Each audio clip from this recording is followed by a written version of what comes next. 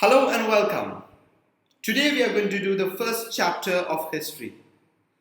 I know some of you may be thinking, oh, history, how boring. Wait, just give me 10 minutes. That's all. Let me know at the end of this class whether you enjoyed studying history today. So, let's begin with the first chapter of history, the French Revolution. So let's get into it. The French Revolution. So what is a revolution? It's an action taken by a large group of people to try to change the government of a country.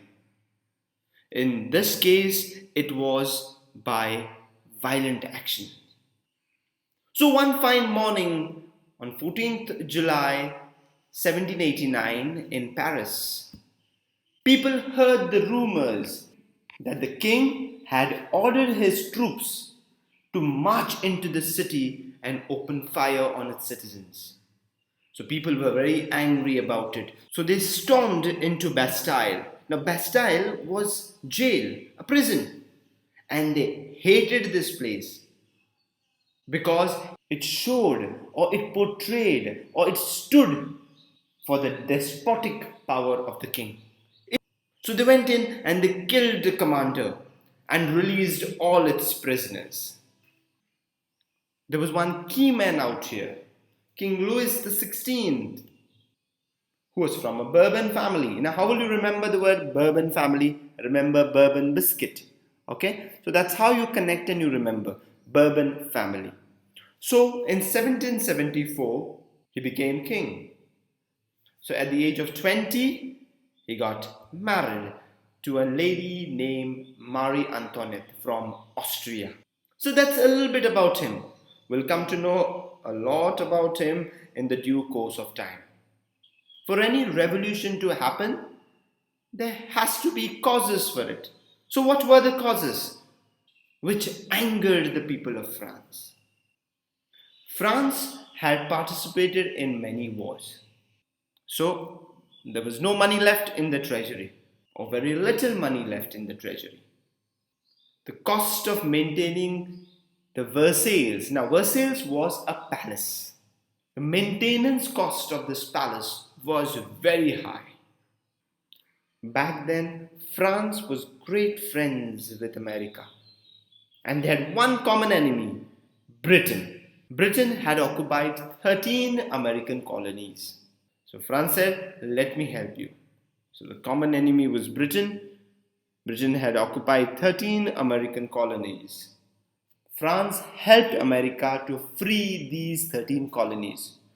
Hence, because of the war, because of the fighting, they went into a debt loss of about 2 billion livres. The livres was the currency of France back then.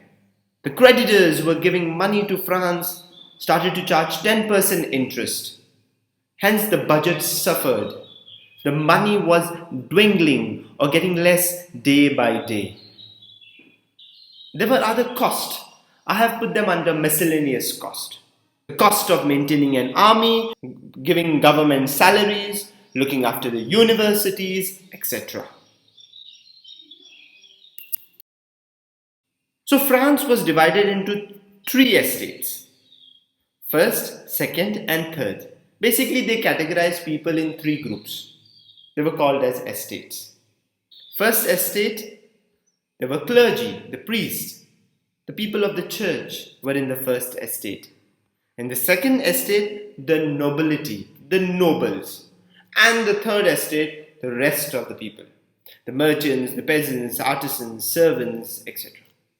It was not about the division of this society that people had too much problem with. The problem arose when they had to pay taxes to the government. There was no tax to be paid by the first and the second estate. But the people of the third estate had to pay taxes to state in the form of what is called as tithe, and to the churches called as tithes, where 1/10 of the agricultural produce had to be offered to the church. So I repeat again, first estate, clergy, second estate nobles, third estate the rest of the citizens. Tax only the third estate had to pay the taxes. The tax which was paid to the state was called as style, and the tax which had to be paid to the church was called as tithes, where 1/10 of the agricultural produce had to be offered to the church. People felt it was very unfair. People felt the system was very unfair. So they were getting restless, angry, furious day by day. What added to the problem was the population. In 1715, the population was just 23 million. In 1789, the population increased to 28 million. The food was getting out of stock. The status of the people, the rich were becoming richer, poorer were becoming poorer, which led to what is called as subsistence crisis. So what is subsistence crisis?